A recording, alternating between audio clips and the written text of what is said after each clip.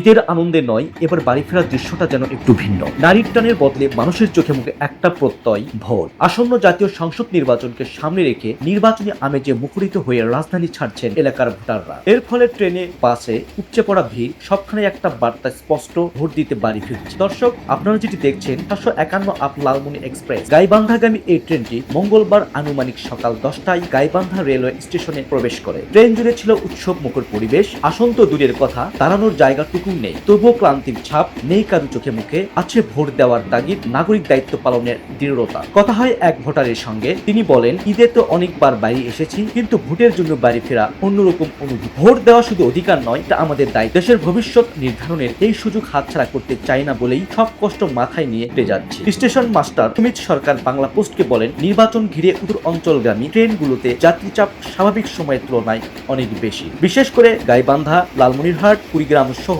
আশেপাশের জেলার যাত্রীরা ট্রেনকে নিরাপদ ও নির্ভরযোগ্য বাহন হিসেবে বেছে নিচ্ছেন। সব মিলিয়ে বলা যায়, এবারের বাড়ি ফেরা শুধু পারিবারিক টান নয়, এ এক সচেতন নাগরিকের প্রত্যাবর্তন। শাহরিয়ার শিশির, বাংলা পোস্ট, ঢাকা।